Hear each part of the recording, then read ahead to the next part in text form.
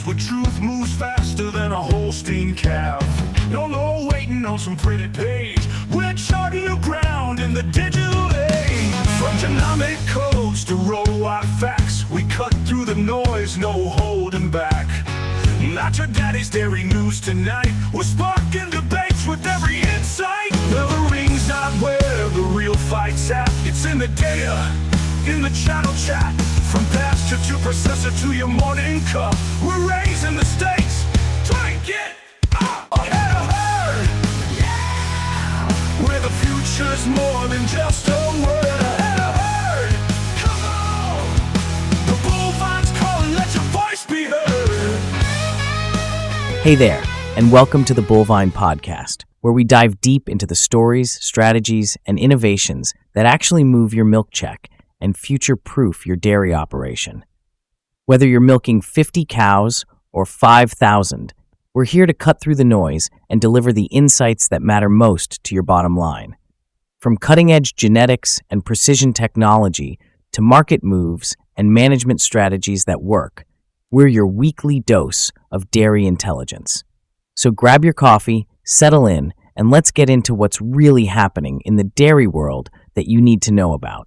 Welcome back to the Bullvine podcast, the show that digs deep into the topics that matter to dairy producers. That's right. Today we're tackling a really interesting feature article from the Bullvine that's got everyone talking, especially because it cuts right to the core of profitability and resilience in today's dairy market. Yeah, it really does. We're going to break it all down, diving into how producers can truly master market volatility and, leverage automation to their advantage. So our mission today is really to give you, the listener, a shortcut to being exceptionally well-informed on navigating these, turbulent waters. Exactly. With practical insights you can actually act on pretty much immediately. Okay, let's really unpack this then. The article kicks off with a pretty bold statement, and it grabs your attention right away. Playing it safe with milk prices. That's the riskiest move you can make in 2025.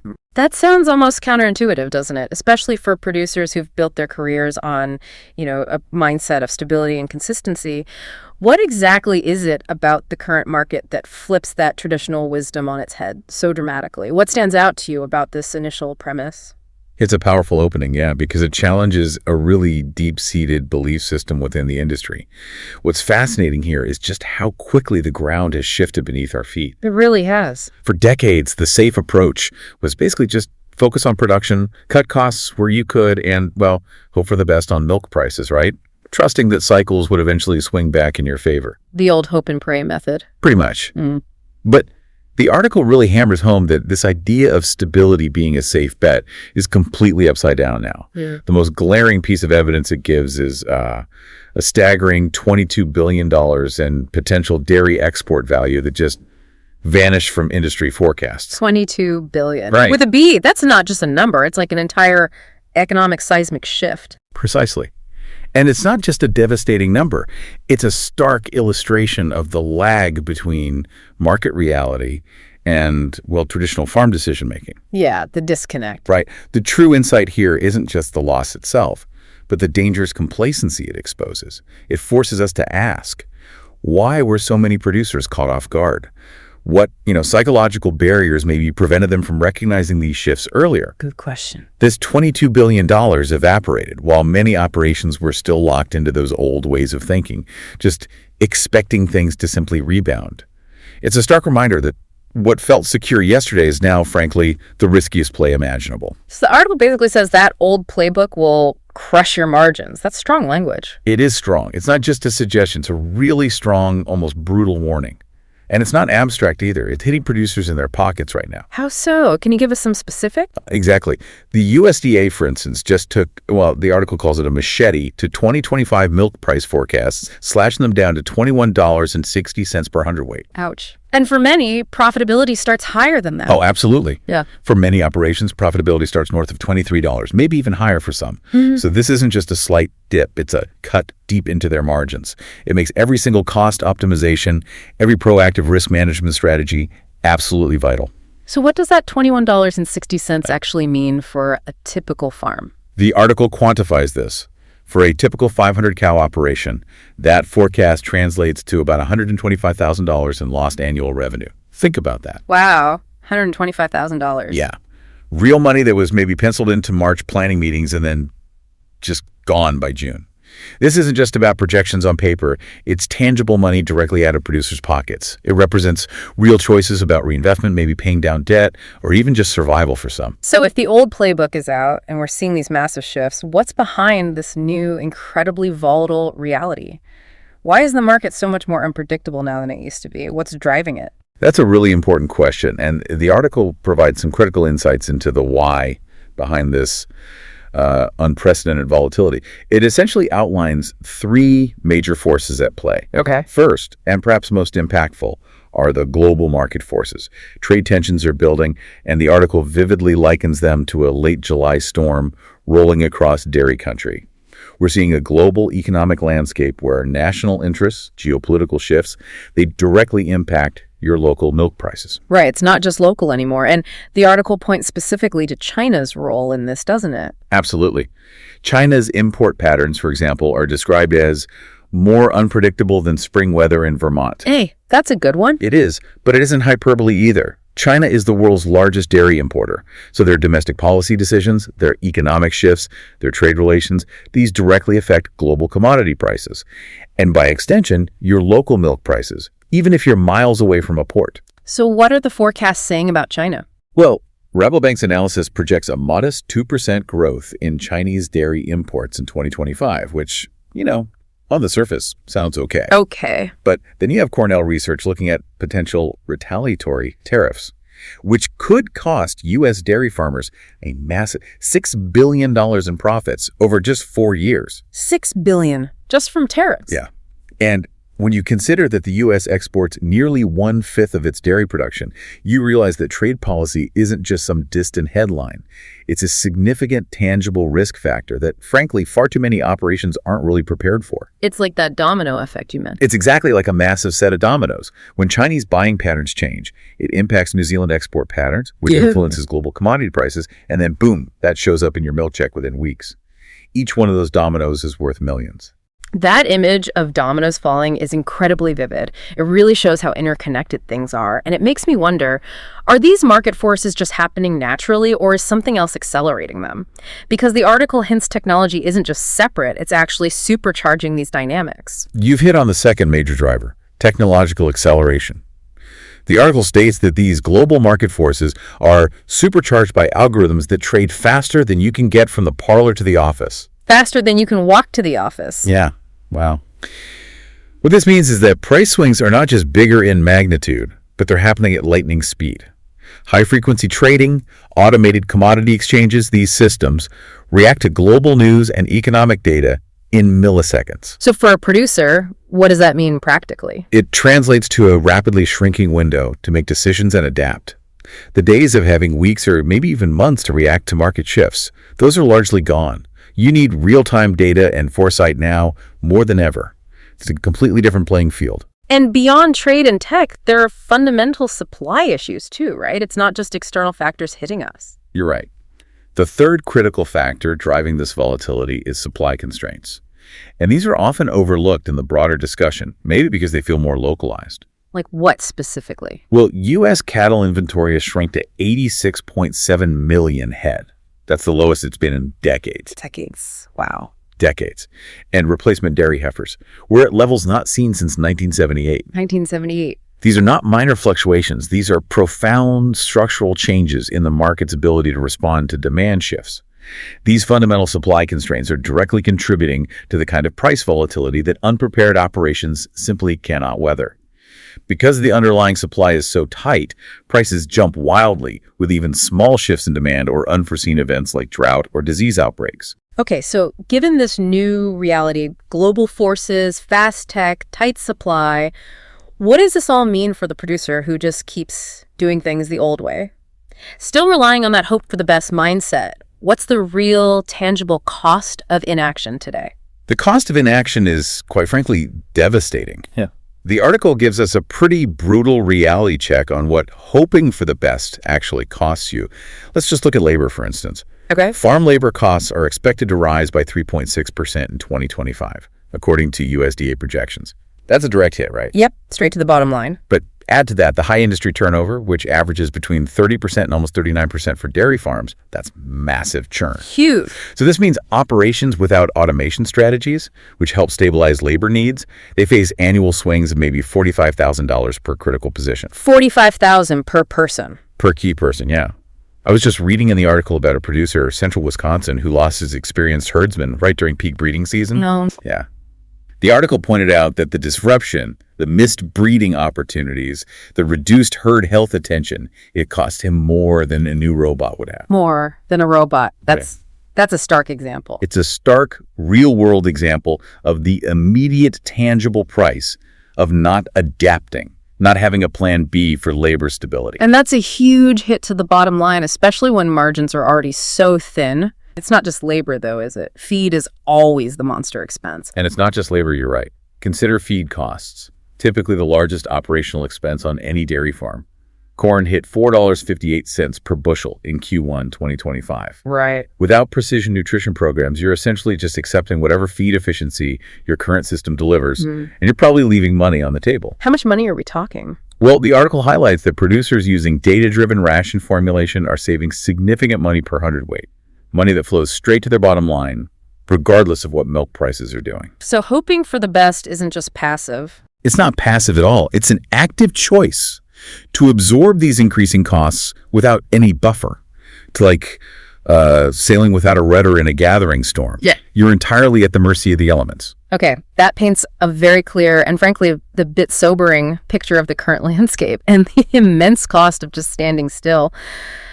But the article doesn't just dwell on the problems, it offers concrete solutions. It throws out this fascinating number right in the headline, $175,400 in potential returns. Now, that sounds like a lot. Is this just a marketing figure or is there real math behind it? The article claims forward-thinking operations are already baking this. Let's dig into how a typical 500-cow operation can actually achieve this. This is absolutely where the rubber meets the road and why this article is so compelling. What's crucial to understand is that this isn't just theoretical. It's what the article says. Forward-thinking operations are already banking. So it's happening now. Exactly. It directly counters the idea that these are pie-in-the-sky numbers. Yeah. The $175,400 represents the combined annual profit optimization potential for a typical 500-cow operation that actually implements comprehensive risk management and efficiency strategies. So it's not just one thing. No, it's not about one magic bullet. It's about layering multiple interconnected strategies. And what's truly remarkable about this $175,400 potential isn't just the individual gains, but how these strategies create this powerful synergy. Each strategic investment amplifies the others, creating a much larger overall impact. Okay, so it's a holistic approach. Let's break down those pillars of profit optimization. First up, the big one we already touched on, labor automation. Labor automation is absolutely huge for many farms, especially with the labor challenges we just discussed. The article points out a potential of $40,000 annually per robotic milking system. Per robot? Wow. Per robot. And for a typical 500-cow operation, you're usually looking at needing maybe 2 of these systems to manage the herd effectively. So that's potentially $80,000 right there. Potentially $80,000 right there in direct labor savings. But it's not just savings. It's also about stability, consistency. The ROI on these systems is incredibly compelling too. Payback periods often cited at just 18 to 24 months. That's pretty quick. It is. Systems from companies like dailyLearn and Lely are highlighted as basically paying for themselves in labor savings alone. That makes the initial investment seem far less daunting than it might first appear. And it's not just about the direct labor savings, is it? You mentioned data earlier. It's about what else automation brings to the table that adds even more value. Exactly right. Beyond just cutting labor costs, automated milking systems generate incredibly valuable individual cow performance data. This is where that synergy really kicks in. Okay. This granular real-time data enables management decisions on breeding, feeding, culling, health monitoring that simply aren't possible with traditional manual systems. So it creates a feedback loop. It creates this powerful feedback loop, yeah. Better data leads to better decisions, which in turn leads to better financial outcomes for the farm. You're not just getting efficiency, you're getting precision management at a scale that's frankly impossible manually. It's about working smarter, not just harder, and making every cow contribute optimally. That's a significant benefit. What about feed efficiency programs? We know feed is consistently the largest operational expense for dairy farms. How much potential is there? Feed efficiency programs are another major lever, and often where some of the, let's say, easier gains can be found if you focus on it.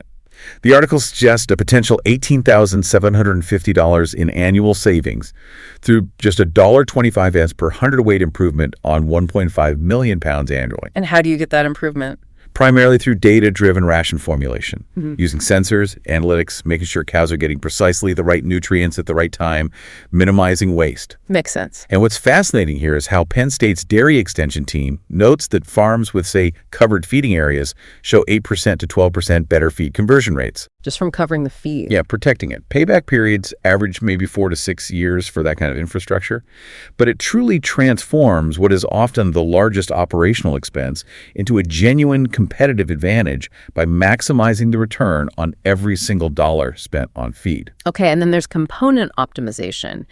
That seems like a very direct way to boost revenue per hundredweight without needing more milk volume overall. It absolutely is, and it's a critical piece of the puzzle, especially with current pay structures. Component optimization adds another potential $18,150 from just a 0.1% butterfat improvement for that typical 500 cow operation. Just 0.1%. Just 0.1%. What's critical to understand here is that every 0.1% butterfat increase can add a significant $0.15 to 20 cents per hundredweight to your milk check, depending on your market and your milk handler's pay structure. So that directly buffers against low commodity prices. It provides a direct, immediate buffer against commodity price volatility. It's about capturing more value from every pound of milk you produce, focusing on quality and not just quantity. This could involve genetic selection, fine-tuning nutrition, or even managing herd health more effectively to prevent those dips in components. We've talked a lot about volatility being this huge unavoidable risk. How do structured risk management tools factor into this $175,400 total? Risk management tools are essential for stability, particularly in today's market. They're credited in the article with reducing income volatility by $15,000 to $25,000 annually through blended strategies. Reducing volatility, how significant is that? Well, if we connect this to the bigger picture, the Journal of Dairy Science research mentioned is truly compelling. Farms operating without structured risk management experience 40% greater income volatility. 40%, that's a massive swing. It's huge. This highlights a widening performance gap between those who are proactive and those who, well, aren't. These tools aren't about eliminating risk. Let's be honest, that's impossible in agriculture. It's about managing it, about smoothing out those wild market swings so you can plan, invest, and just sleep better at night with more confidence. Okay, and finally, technology integration and infrastructure improvements round out that total $175K figure. They do. Technology integration itself brings an additional estimated $25,000 in operational efficiencies. And this isn't just about robots. It's about precision sensors, data analytics platforms, herd management software systems that give you that X-ray vision into your operation the article talks about. And the market reflects this investment. Oh, yeah. The Global Dairy Equipment Market Report shows the market reached $12.05 billion in 2025 with a 6.8% compound annual growth rate. This isn't just a big number. It reflects a significant ongoing increase in automation and tech adoption across the industry. So early adopters get the edge. Consistently, the early adopters are gaining the biggest advantages. They're simply more efficient and responsive. And then even basic infrastructure improvements, like those covered feeding areas we mentioned, can save $12,000 to $15,000 just from reduced feed waste alone by protecting feed quality and minimizing spoilage. Wow. So you can see how these seemingly smaller gains, when you layer them all together, they truly add up to that very significant and, importantly, achievable $175,400 figure. So we've covered the financial roadmap and how these incredible numbers are achievable through a combination of smart investments and operational efficiencies. But that leads us to the next big practical question for any producer listening. How do you actually implement these strategies? Especially when it comes to navigating the complex world of risk management. Right. Because the article points out this surprising paradox. Dairy has undergone a quiet revolution in risk management tools, yet adoption remains surprisingly low. Only about 20% of producers use any form of price risk management. Yeah, it's shocking. Which means a staggering 80% are essentially flying blind. Why do you think this gap exists? And what are the practical tools they're missing that could make all the difference? This statistic is absolutely staggering, isn't it? 80% flying blind. It immediately makes you ask, why? It suggests maybe a comfort with the old ways, a deeply ingrained habit, or perhaps a perception that these tools are too complex, too Wall Street for the farm. Yeah, that perception is definitely out there. There's this common misconception that engaging with futures or options requires a background in finance. But the article really reassures us this isn't about complicated financial instruments that require a Wall Street background. Good. It's about practical, proven strategies that successful producers are already using to stabilize their operations and even capture opportunities that volatility creates. The gap exists likely due to inertia, maybe a lack of clear, actionable, and demystified information, or simply being overwhelmed by the daily demands of running a dairy farm. Yeah, it's hard to find time for financial strategy when you've got cows to milk. Exactly. It's hard to carve out time to learn new financial strategies when you're dealing with sick cows or broken equipment day in and day out. So it's about bridging that gap between knowing these tools exist and actually applying them on the farm, making them feel accessible. What does a blended approach to risk management look like in practice? Because it sounds like successful producers aren't putting all their eggs in one basket. That's the core idea here. Successful producers aren't trying to eliminate risk entirely. That's nearly impossible, and frankly, it removes any upside potential too. Right, you still want to catch the highs if you can. Exactly. Instead, they use blended strategies that provide stability while preserving flexibility to capture favorable market movements. The winning formula the article describes is actually brilliant in its simplicity and pragmatism. Okay, what is it? They typically contract approximately 40% of their projected production 6 months ahead, maybe 30% 3 months ahead, and then leave the remaining 30% exposed to cash markets. Okay, so a 40-30-30 split, roughly. It's like diversifying your investments, but for your milk check. Precisely. This approach helps keep milk revenue within a pretty tight range, maybe 5% of budgeted projections, which is crucial for financial planning, but it still maintains significant upside potential on that 30% of uncontracted milk. So you get stability and potential.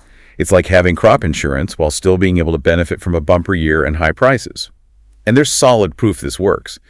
University of Wisconsin Extension research shows that covering the first 5 million pounds of production with DMC at the $9.50 margin would have generated positive net benefits in 13 out of 15 years. 13 out of 15, that's an 87% success rate. It's an 87% success rate, better than most investment strategies, honestly. Yeah. And it serves as this robust safety net foundation that almost any farm can implement with minimal effort.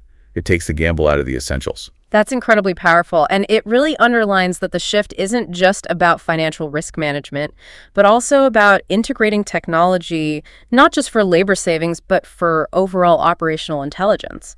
Beyond the financial tools, where does technology integration really shine?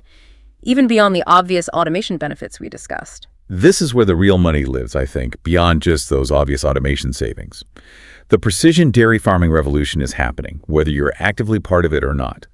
Remember that global dairy equipment market report, $12.05 billion in 2025, growing at 6.8% annually. Yeah. That $12.05 billion figure isn't just about big numbers. It tells us something profound.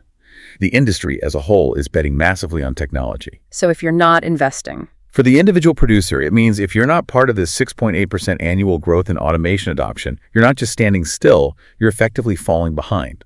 Because your more prepared competitors are investing in capturing those efficiencies. These technologies provide data, and data empowers decisions. can you give us a real-world example of this comprehensive tech integration in action? Because a number like 6.8% growth sounds impressive, but what does it actually look like on the ground for a farm? Absolutely.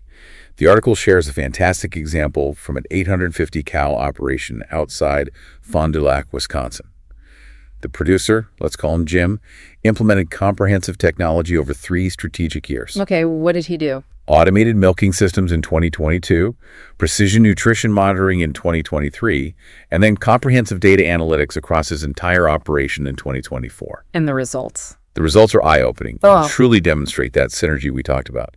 His labor costs dropped 35% despite general wage increases in the area. 35% drop, even with wages going up. Wow. Yeah. Feed efficiency improved a remarkable 12%, directly boosting his margins. And crucially, his milk revenue stayed within 3% of budgeted projections throughout 2024's significant price volatility. That was a tough year for many. Only a 3% swing compared to what others saw. Exactly. Meanwhile, neighboring operations without this level of risk management and tech integration We're seeing 15% to 20% swings in their revenue. That's a huge difference in financial stability. What was Jim's secret? Was it just the machines, or was it how he used the information? Jim explained it perfectly in the article. The data from our AMS systems revealed production patterns we never would have spotted otherwise. It's like having X-ray vision into your herd. X-ray vision, I like that. Automated milking systems do so much more than just save labor. They generate valuable individual cow performance data on milk yield, milking frequency, activity, rumination, even early signs of mastitis or other health issues. So you catch problems sooner? Way sooner. This allows producers to make breeding, feeding, and culling decisions based on precise, individualized cow data rather than just gut feelings or group averages. This technology creates that continuous feedback loop. Better data leads to better decisions, leads to better financial outcomes. And combine that with precision feeding. Right. And when you combine that with precision nutrition programs, which can adjust feed rations based on real-time intake and performance data, you're truly transforming your largest operational expense into a competitive advantage. Just like the Penn State team pointed out. It's the difference between flying by instinct and flying with a full suite of instruments. That sounds like a complete game changer. But, dairy operations are so diverse. Different sizes, different climates, different market access. Does a single risk management strategy work for everyone, or does it really need to be tailored? That raises a really important point, and the answer is a resounding no. The article emphasizes that risk management strategies absolutely need to be tailored to the specific operation and its regional context. So what works in California might not work in Vermont. Exactly. What pencils out for a 2,000 cow operation in California's Central Valley, leveraging massive scale and consistent weather, might not make sense or even be feasible for a 300 cow farm in Vermont, which faces very different market dynamics and labor availability. It's definitely not a one-size-fits-all solution. Can you give us some specific regional examples of how those strategies might differ? Certainly. In the upper Midwest, think of Wisconsin, Minnesota, Iowa. The focus is heavily on automation and efficiency gains. Labor is generally harder to find there, right? Yeah. And the seasonal challenges of feeding in winter barns make precision nutrition systems and automated feeding really invaluable for maximizing feed conversion and managing costs through extreme weather. Okay, that makes sense. What about the Southwest? Contrast that with Southwest operations, like in Arizona, New Mexico, parts of California. They tend to leverage scale advantages due to land availability and a more consistent climate. Their focus is often more on component optimization and large-scale operational efficiencies. They benefit from stable feed access and generally lower weather-related risks compared to the Midwest. And the Northeast. They often have smaller herds. Right. And Northeast producers often pursue premium strategies, things like organic, grass-fed, or direct-to-consumer sales. These niches provide a crucial layer of protection from commodity volatility because they're selling into a specialized, often less price-sensitive market. So smaller can still be profitable with the right strategy. Absolutely. The article even notes that a 150-cow organic operation in Pennsylvania might be more profitable than a 500-cow conventional farm in Iowa, depending entirely on how effectively they manage their risks and their niche market access. It really highlights that success isn't just about size, it's about strategic fit. Okay, so it's about finding the right tools and strategies for your specific farm's needs and context. Let's talk about those practical tools again, but this time, let's try to strip away the financial jargon that can sometimes intimidate producers. What are the key options available, and how do they actually work in simple terms? Okay, let's break them down clearly, focusing on their practical benefit for you, the listener. First, there's dairy margin coverage, or DMC. Think of this as your basic, low-cost insurance policy for your profitability. Okay, insurance. For just pennies, around 15.5 cents per hundredweight at the $9.50 margin level, it steps in to protect you. Specifically, when the gap between what you earn from milk and what you pay for feed shrinks too much. So when margins get tight. Exactly. It's proven incredibly reliable, historically paying out in 13 out of the last 15 years. This means when your margins are squeezed, often when milk prices are low or feed costs are high, DMC sends you a payment. Okay, that sounds straightforward. It's a robust foundational safety net. It's easy to sign up for through your local FSA office, and it provides crucial peace of mind, allowing you to focus on daily operations rather than constantly worrying about market crashes. The beauty of DMC is its simplicity and that proven track record for mitigating the most basic farm-level risk. Got it. What's next? Next, you have Class 3 futures. This tool allows you to lock in a milk price for a portion of your milk that you'll produce months from now. Like forward contracting grain. Think of it exactly like forward contracting your grain, but for milk. You agree today on a price for milk to be delivered in, say, 6 months? The minimum contract is typically 200,000 pounds, making it suitable for most commercial operations. So it gives you price certainty on part of your production. Exactly. It gives you price protection at a chosen level, allowing you to establish a floor for a percentage of your production, thereby reducing your exposure to sudden market downturns. It's about predictability for a portion of your revenue, allowing you to budget and plan with more certainty. But you have to decide when to lock in. That's the challenge, yeah. And the true insight is knowing when to use it and avoiding the common pitfall of trying to time the market perfectly. It's best used as part of that blended strategy we talked about. Okay. What else is there? Then there's livestock gross margin, or LGM dairy. This one specifically protects against the relationship between milk prices and feed costs, both corn and soybean meal, similar to DMC, but often with a bit more flexibility in terms of contract duration and pricing dates. So similar goal to DMC, but maybe more customizable. A bit more customizable, yeah.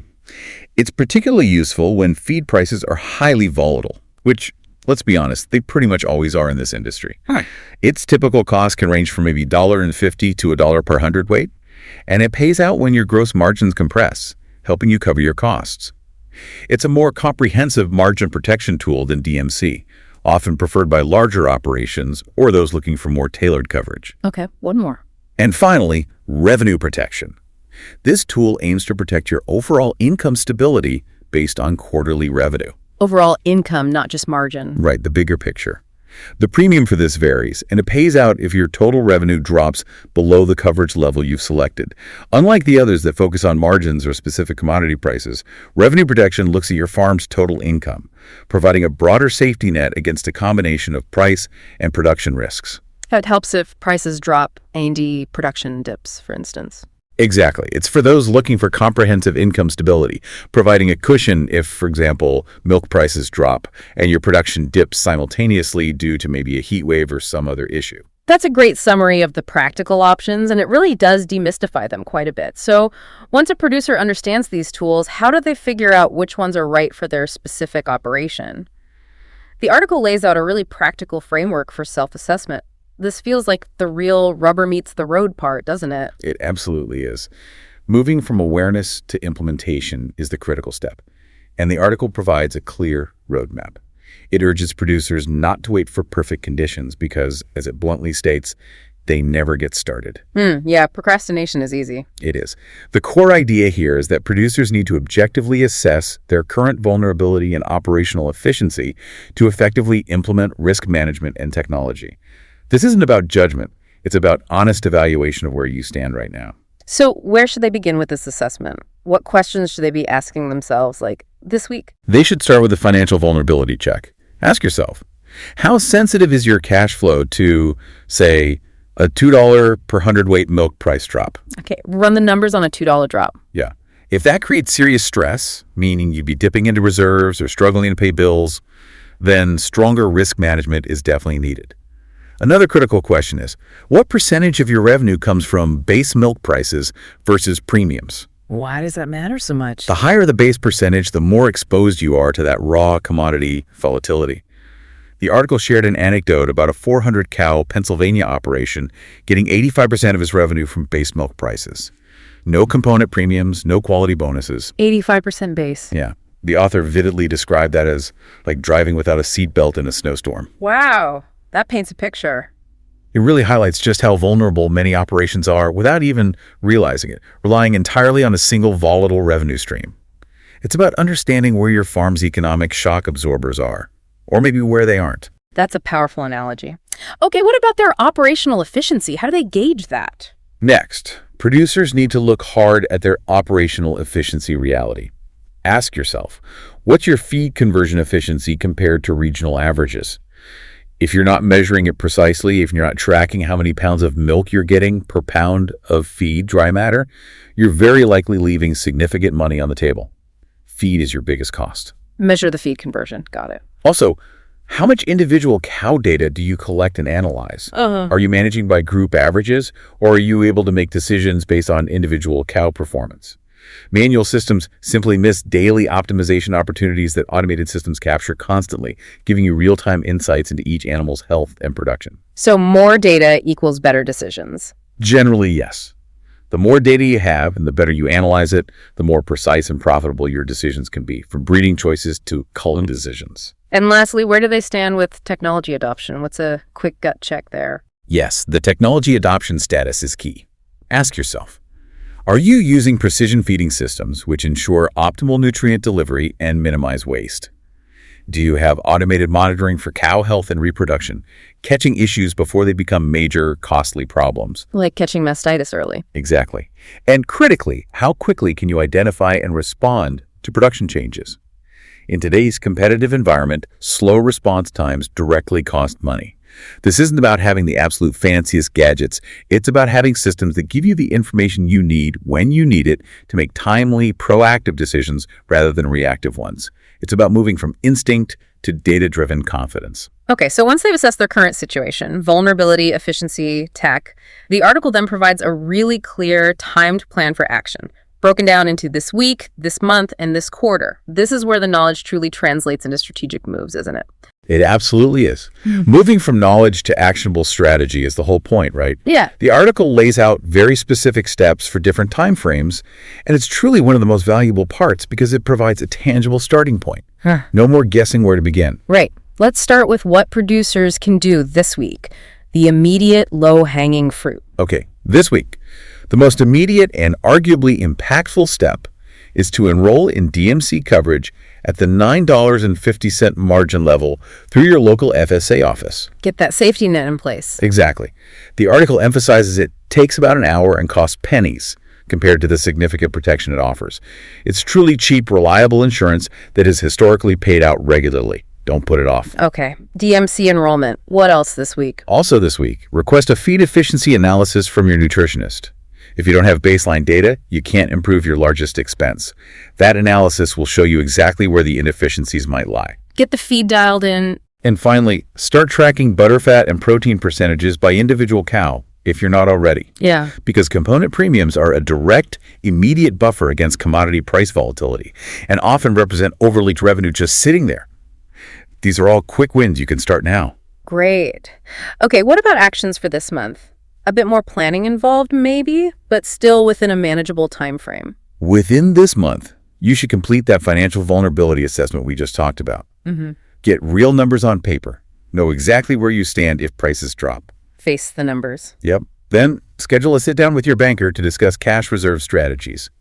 Most successful operations aim to keep 3 to 6 months of operating expenses in reserve to weather market dips or unexpected costs. This is your financial cushion, your rainy day fund. Talk to the banker about reserves. Good one. And even if you're not ready to buy today, contact at least 2 equipment dealers about automation options. Get quotes. Understand the ROI. Learn what's available. This is about planning for your farm's future. Don't wait until you're desperate. Plan now while you have options. Okay, good advice. And finally, what can they aim to accomplish this quarter? These sound like bigger, more strategic moves, maybe. Yeah, looking out a bit further. By the end of this quarter, you should aim to implement at least one precision nutrition improvement based on that feed efficiency analysis you started this month. That might mean adjusting rations, investing in better mixing equipment, maybe even looking at feed storage improvements. Act on the feed analysis. Next, establish forward contracting relationships with your milk handler or co-op. Start the conversation, understand their programs. This is key for managing your price risk proactively and securing a portion of your revenue down the road. Get those contracts explored. And finally, complete a comprehensive risk assessment with an agricultural specialist. Many university extension services offer this for free or at a low cost. It provides an objective, expert eye on your operation's specific vulnerabilities and opportunities. Get an outside perspective. Exactly. These are practical, tangible steps that, when implemented consistently, build a much more resilient and ultimately more profitable operation over time. And for producers looking for help with these steps, maybe feeling a bit overwhelmed, what key resources should they be aware of beyond just reading the article? Great question. Your local Farm Service Agency office, your FSA office, is your absolute go-to for DMC enrollment. They can walk you through the process, answer questions about eligibility, help with the paperwork. Don't hesitate to call them. Okay, FSA for DMC. University Extension dairy specialists are invaluable. They offer operational guidance, benchmarking data specific to your region, and often have free or low-cost workshops on everything from herd health to financial planning. Tap into that expertise. Extension is key. And then agricultural risk management consultants can help develop those more comprehensive strategies tailored specifically to your operation. They offer personalized advice on futures, options, overall financial planning, maybe help you implement that blended strategy. Right, for the more complex stuff. Remember, every operation is different. What works for a 3,000-cow dairy in Arizona might not be right for a 150-cow operation in Vermont. But the underlying principles remain the same. Measure what matters, protect against catastrophic losses, and continuously improve your operational efficiency. These resources are there to help you on that journey. Don't try to figure it all out alone. Looking ahead now, beyond these immediate steps, what are some of the future trends that are going to continue shaping risk management and profitability in the dairy industry? What should producers be keeping an eye on for the next 5-10 years?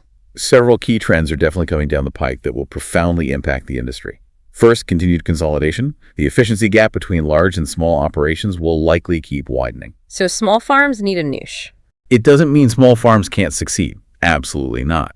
But it does mean they need to cultivate clear competitive advantages, whether that's location, premium products like organic or grass-fed, direct-to-consumer sales, or just exceptional efficiency through smart automation. The middle ground, the sort of average farm, will probably become increasingly challenging. Okay, consolidation continues. What else? Second, technology integration will cease to be an advantage and will basically become a standard expectation. Operations not adopting precision dairy technologies, from automated feeders to advanced health monitoring, will find themselves at an increasing disadvantage. So tech becomes table stakes. Pretty much. The question isn't whether to automate, but how quickly and effectively you can implement these systems and truly leverage the data they provide to make better decisions. And climate challenges are only becoming more pressing, aren't they? How does that fit into risk management? Yes, climate variability is creating new operational challenges that demand new risk management approaches. We're talking more extreme weather events. Heat waves, droughts. Exactly.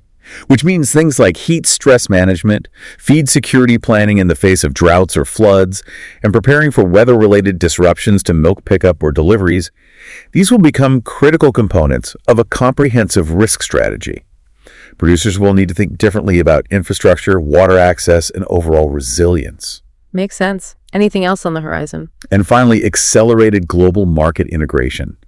Dairy markets will become even more connected to international trade, currency fluctuations, global economic conditions. Even more than now. Even more than now. That means local operations must understand these trends and their implications, because global shifts will directly impact the local milk check faster and more profoundly than ever before.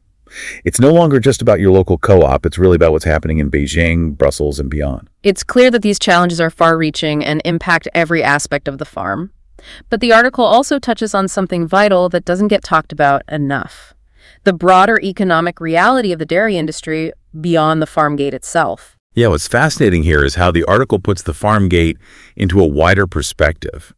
It reminds us that dairy isn't just about milk. It's a massive economic engine for the country. How big are we talking? According to the International Dairy Foods Association data cited, dairy supports over 3 million American jobs, generates $198 billion in wages, and contributes nearly $780 billion in total economic impact. $780 billion, that's huge. It's a massive economic footprint. And it underscores why industry stability and growth matter, not just for individual producers and their families, but for entire rural communities across the country. Think about it. The local feed mill, the equipment dealer, the veterinarian, the truckers, the processors, the retailers, everyone along that supply chain relies on a healthy dairy sector. It truly highlights the interconnectedness. A struggling farm isn't just one farm struggling, it has that ripple effect. It's exactly right. Supply chain integration means that what happens on your farm directly affects countless other businesses up and down the line.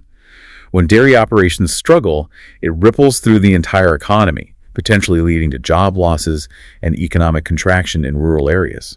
But the flip side is true too. Absolutely.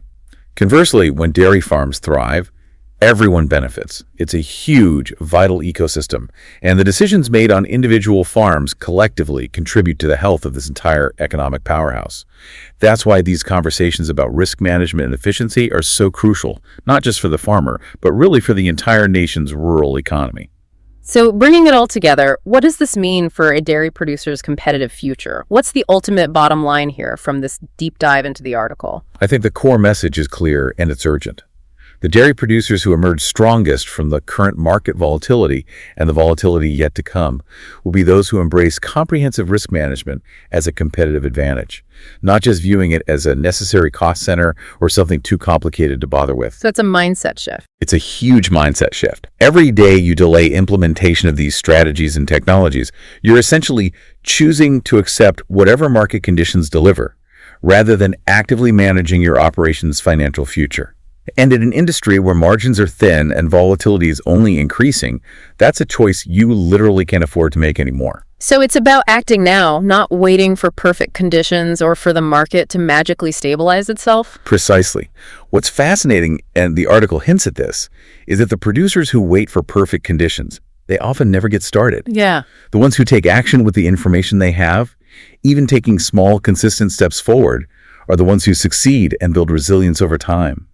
Your operation's financial future really depends on decisions you make today, not tomorrow. The tools are there. The tools are available, the strategies are proven, and the window for effective implementation is wide open right now. That $175,400 in profit optimization opportunities we discussed, it isn't going away, but it might just go to your more prepared competitors if you don't act. So the question is, will you be ready for the next market disruption? Or will you be another casualty of volatility that, frankly, could have been managed? The choice, as always, is yours. But the article really urges you to choose quickly, because the industry certainly isn't waiting. so after all that, boiling it down, what's the single key takeaway for a farmer listening today? I think the core takeaway is crystal clear. Proactive risk management and strategic technology adoption are no longer optional expenses or just nice-to-haves. They are the essential pathways to not just survive, but truly thrive and capture significant profit in today's volatile dairy market. Don't wait. Start assessing your operation and implementing these changes this week, even if it's just that first vital step of enrolling in DMC. The time to act is absolutely now. Great points. Really important stuff. And that's all the time we have for today's deep dive. Yeah, flew by. For more articles and insights that matter to your operation, be sure to visit www.thebullvine.com. And don't forget to subscribe wherever you get your podcasts so you don't miss our next deep dive. Thanks for listening. That's a wrap on this episode of the Bullvine podcast. If today's conversation sparked some ideas for your operation, hit that subscribe button and share this with your fellow dairy farmers who could benefit from these insights. Got questions, feedback, or story ideas for future episodes? We want to hear from you. Head over to thebullvine.com or connect with us on social media. Until next time, keep innovating, keep pushing the boundaries, and remember, success in dairy comes down to making smart, informed decisions every single day. Thanks for listening, and we'll catch you on the next episode.